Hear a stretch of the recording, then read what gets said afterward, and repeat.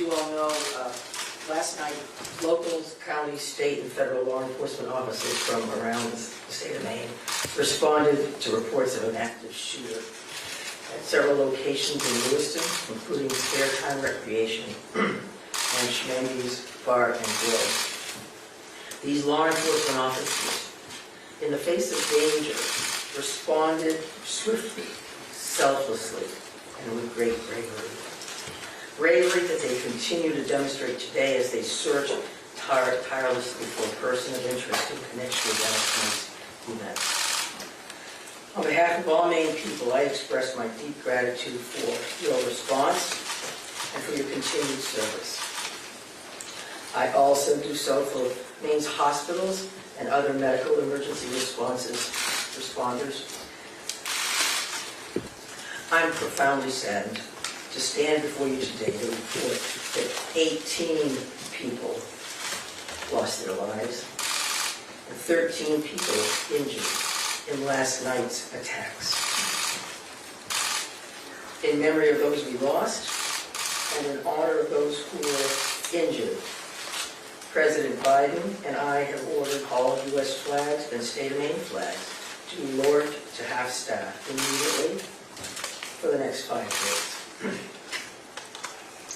Maine State Police have issued a shelter-in-place order for Lewiston, Lisbon, and Bowdoin as the manhunt for that person of interest, Robert Card of Bowdoin, continues. I will let law enforcement speak to the ongoing manhunt and to their investigation, but Mr. Card is considered armed and dangerous, and police advise that Maine people should not approach him under any circumstances. I continue to strongly urge Maine people to follow the direction of state and local law enforcement amid this ever-changing situation. Please, if you see anything suspicious, please call 911. There are still many things we don't yet know about these attacks, but the full weight of my administration is behind law enforcement's efforts to capture the person of interest, Robert Card, to hold whoever is responsible for this atrocity accountable under the full force of state and federal law, and to seek full justice for the victims and their families. We cannot, and we will not rest in this endeavor. My administration is coordinating closely with local, regional, and federal officials to respond to this shooting. I have spoken twice with President Biden.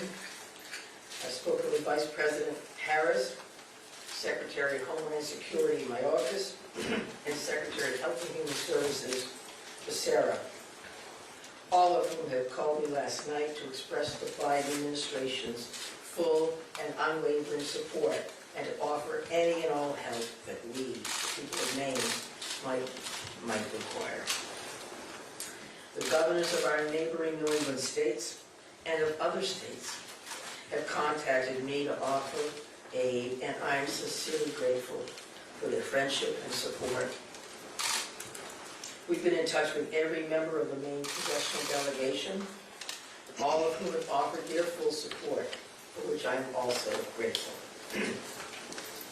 I also spoke with Mayor Carl Chalene and Auburn Mayor Jason Lebec last night to reiterate that we are standing by them and that we are ready to provide any help people in these communities need and to deploy all available state resources, including grief counselors and other mental health services. We need to help our communities heal. If you or a person you love need someone to talk to during this difficult time, please call or text 988 for free and confidential counseling. 988. Look, Lewiston is a special place. It's a close-knit community with a long history of hard work, of persistence, of faith, of opening its big heart to people everywhere. Lewiston is where I worked for years. It's where I met and married my husband, and where our girls went to school. I love this place, just as I love the whole state with my entire heart. I'm so deeply saddened, as is every one of the 1.3 million people of this beautiful state. This city did not deserve this terrible assault on its citizens, on its peace of mind, on its sense of security. No city does, no state, no people. No words can truly or fully measure the grief of many people today. Our small state of just 1.3 million people has long been known as one of the safest states in the nation. This attack strikes at the very heart of who we are and the values we hold dear for this precious place we call home. All Maine people are sharing in the sorrow of the families who lost loved ones last night.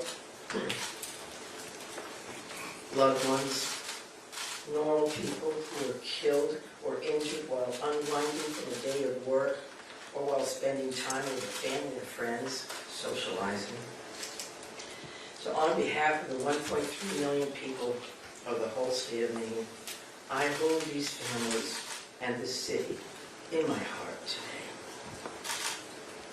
I know that the people of Lewiston are enduring immeasurable pain.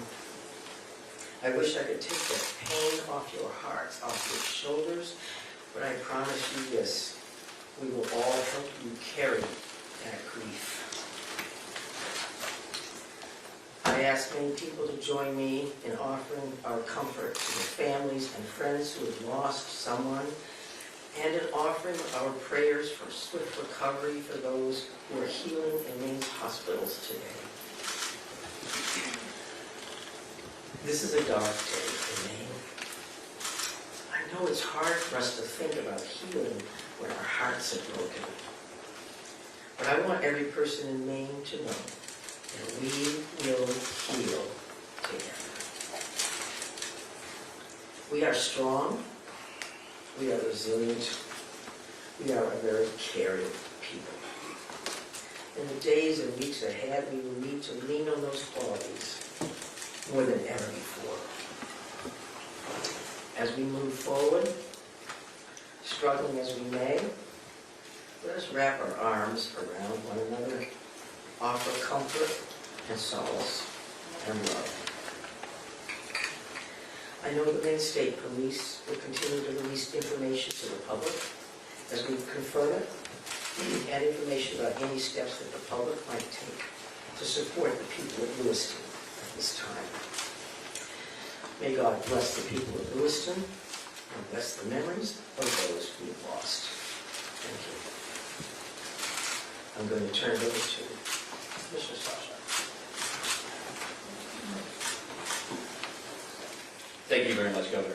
We certainly appreciate your support. The City of Lewiston does, the State of Maine, and certainly our first responders. We feel that love every day, and thank you very much for that. I would also say that we want to say thank you to a really large number of other elected officials across our state, whether that's the federal delegation, local elected officials, and many others that are part of organizations or law enforcement agencies that truly wanted to join us today at this particular press event and wanted to speak on behalf of their communities.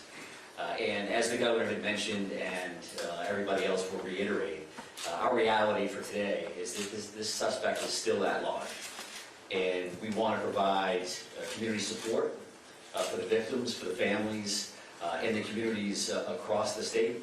But we also have an incredibly strong laser-like focus on bringing this suspect into custody and ultimately to justice.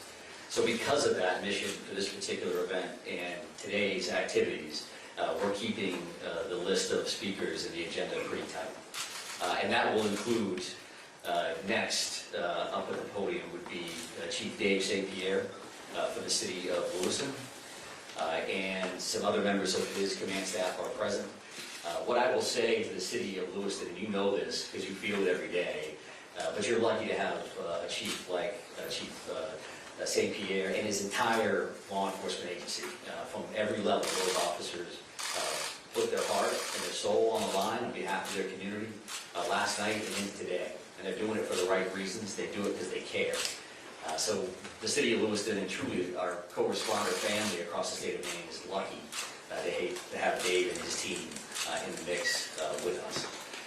And we're also going to hear from Colonel William Ross from the Maine State Police. And Bill will highlight some of the timeline things that you're probably concerned about and certainly interested in from a story perspective.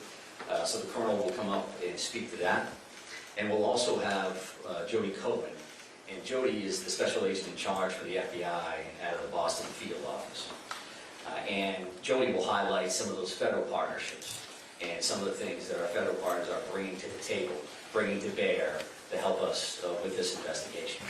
We also have a bunch of people here.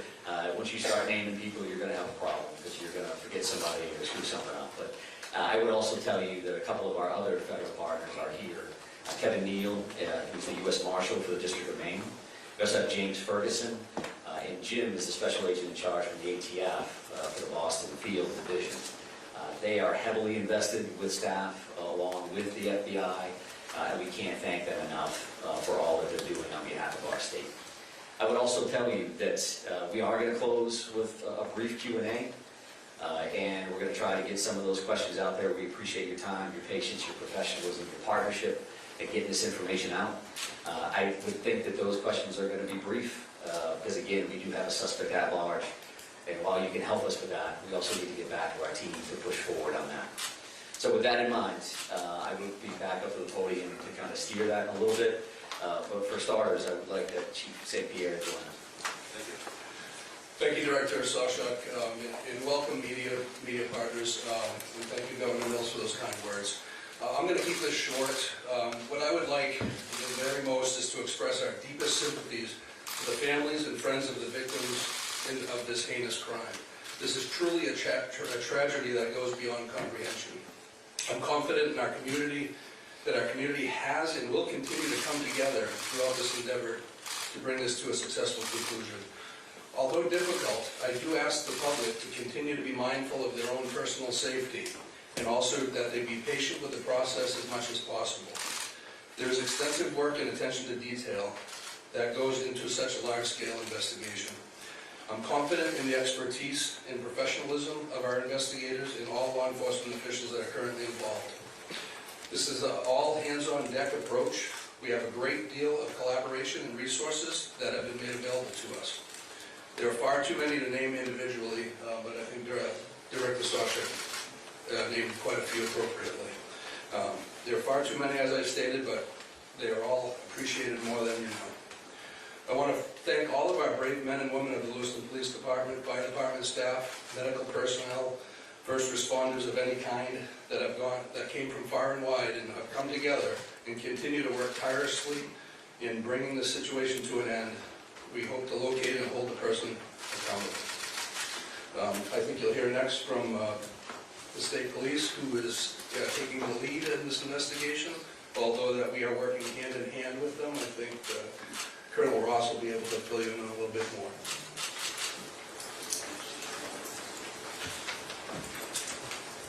Thank you, Chief. First and foremost, this is an ongoing homicide investigation in search for the person that is responsible for it.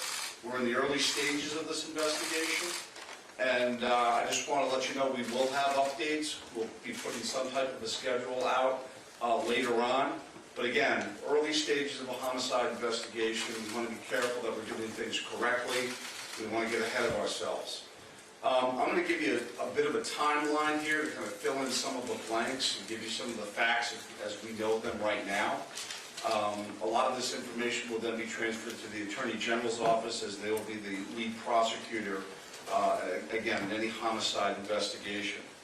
Last night, October 25th at approximately 6:56 p.m., the Auburn Communications Center received a 911 call of a male shooting in Just-in-Time, or the Spare Time Recreation Center in the town of Lewiston, located at 24 Mollison Way in Lewiston.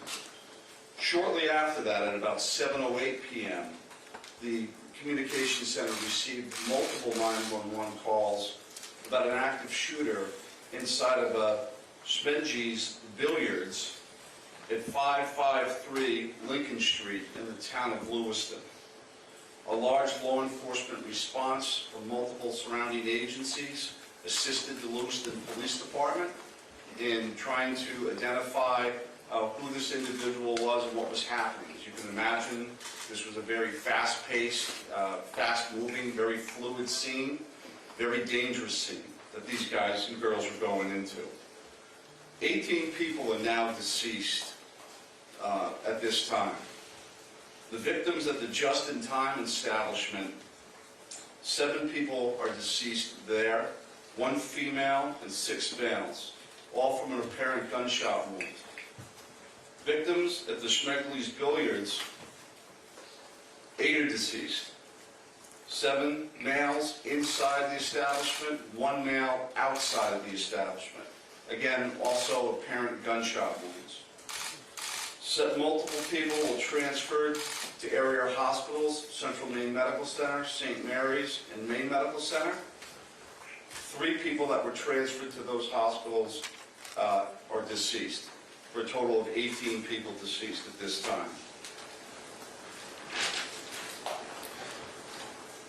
The investigation into the person responsible for this identified a vehicle located at the Project Scott boat landing in Lisbon. That person, through the registration of that vehicle, was identified, as been stated earlier, as a Robert Card, born in 1983. Several of the deceased have been identified, and their families, next of kin, have been notified. Approximately 8 people at this point have been identified. 10 people, 10 of these victims, still need to be identified at this time. Currently, there is an arrest warrant for 8 counts of murder for Mr. Card. And the reason it's 8 counts is because 10 people have not yet been identified. As those people are identified, the counts will probably go to a total of 18. He should be considered armed and dangerous. Based on our investigation, we believe this is someone that should not be approached. This is someone that should be, if you come into any contact with this individual or someone that you think looks like this individual, you were to call 911, and I'll provide some tip line numbers at the conclusion of my briefing.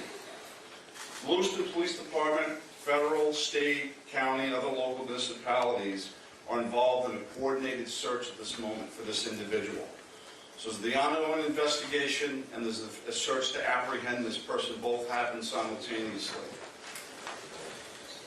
I can't stress this enough. This is an ongoing investigation in the early stages. More information will come out in conjunction with the Attorney General's office as the lead prosecutor.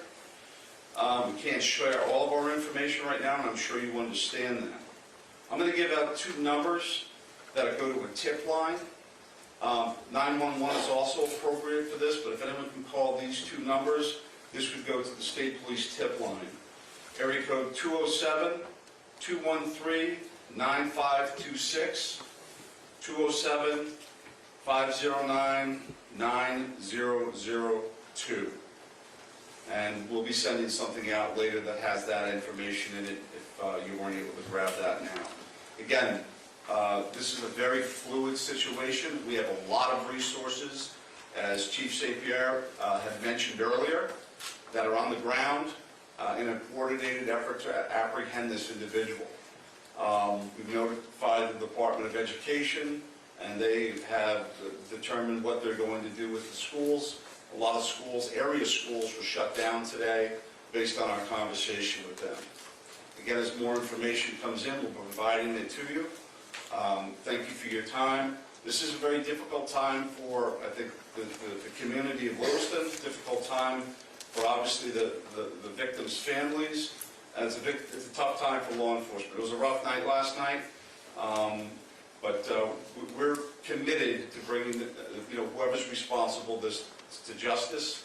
And again, we are currently looking for Mr. Card right now, someone that we'd like to apprehend. Thank you.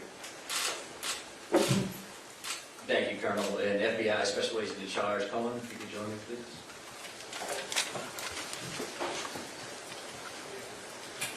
Thank you. My name is Joey Cohen. I'm the Special Agent in charge of FBI Boston Division, which covers the state of Maine. Our hearts go out to everyone who is impacted as a result of the senseless violence. The FBI is working hand in hand with our law enforcement partners. Our evidence response team is here processing these very extensive scenes. We are providing investigative and tactical support, as well as our victim specialists are working with those affected by this tragedy. As this very active investigations continues to unfold, we're asking the public to stay vigilant and come forward with any information that you might have that you feel is helpful to our investigators. My pledge is that the FBI will carry out this investigative case with rigor.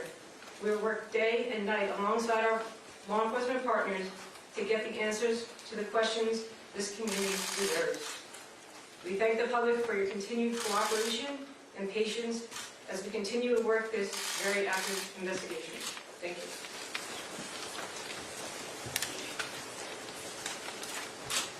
Appreciate that. And I would say that the reality here from a resource standpoint is that when we've asked for anything, the answer's been yes, period. Tactical teams, evidence response teams, full-blown investigative units, detective units that have come from multiple states, whether it's the commissioners from Vermont and New Hampshire reaching out to me directly, Massachusetts saying, what do you need, Mike? What can we do for the state of Maine? So we are now prepared to try to take a few questions. And keep in mind, again, that we may not be able to answer as in-depth as you would like, and we don't plan on taking a great deal of questions. I think follow-up press events will allow for that. Sir? So no one has really talked about the weapon that was used here, the AR-15 style, so I hope someone can talk about that. But the other thing here is there are reports that this individual had mental health issues, that he made threats to shoot up the National Guard. So clearly there were some signs there that he was on someone's radar. The question becomes, why was he in possession of this weapon? And certainly, why wasn't he stopped sooner? Yeah, I think those are all valid questions, and certainly questions that we are looking into now, but not questions that we can answer today. Considering that this occurred last night, there's still an active search for the suspect in question. So I appreciate those questions, but not something we're going to be able to answer. But is it something that you're investigating and looking at? It is certainly one of those things that we want to follow up on, all aspects of that. Why do you look Go ahead, right here. Yes. Can you give us a sense of the ages of who has died, how many are under 18 and how many are over 18? I'm not sure we have that information with us today. We wanted to break it down by gender because that's something we had readily available. We did not break this down into age ranges at all. Sir, what can you tell us about the background of the suspect in this case, or I should say the person of interest, because I noticed the language is very clear. You're saying person of interest, not suspect. So why use that terminology, and what can you tell us about his background? Yeah, I think we used person of interest last night for half of the room that was here for that press event. As the Colonel had mentioned, there is now arrest warrants for murder for this particular individual, Mr. Carr. So he is viewed as a suspect, and there is a full court press by all of our partners to bring him into custody. What was the second piece of that question? What can you tell us about his background? Simone had asked a second ago about the idea that he had voiced concerns about his own mental health, right? Had been committed, according to language in a police bulletin, to a mental health facility for weeks. How could someone that fits that profile still be in possession of semi-automatic weapons? Well, I do think that the statutes around firearms and the possession of those are pretty complex. I know that we will be reviewing that information as we move forward, but that's not an answer that we're prepared to give today. If that leads to motive, you're talking about behavioral health issues and how that impacts the situation.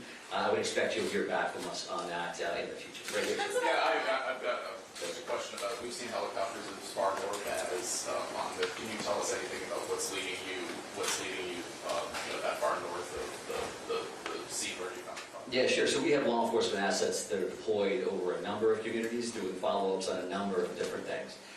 So as you can imagine, there's a great deal of search warrants that we're following up on. We do have partners, that helicopters from the New Hampshire State Police. That copter was here last night to assist us as well. So whether we have tactical elements out or we're searching an area, some of those air assets would be very, very valuable. Is So there that's anything what we're particular doing. that's leading you there?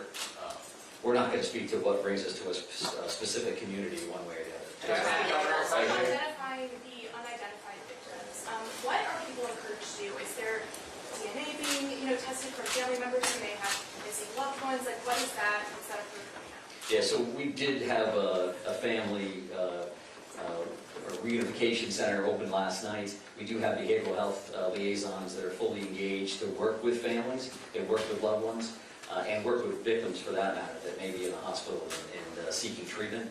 So those things are actively occurring. We are dealing with each one of those situations separately. So do we need DNA on that? Are we just waiting to find a loved one, some kind of family member that we can make a notification? I think that varies across the board. I'm going to take two more questions. Right here. Yes, so there's some sort of triggering event, is that something that you're investigating? I think we're always concerned around motive. That you say triggering event, that's a motive for us. Again, that's not something we're prepared to discuss today, but I do appreciate the question. It's clearly something that's important. One additional follow-up. Can you help us understand why these locations, why this bar, why this bowling alley? Was he looking for someone? Was he looking for something? I think that does speak to motive, so I appreciate the follow-up, but not something we're going to be prepared to answer today. I have one more question. Yeah, Right here. yeah. Right here. Can you say, is cards, first off, to clarify, were the arrest warrants issued today? And can you say if card is still in the state or even still alive?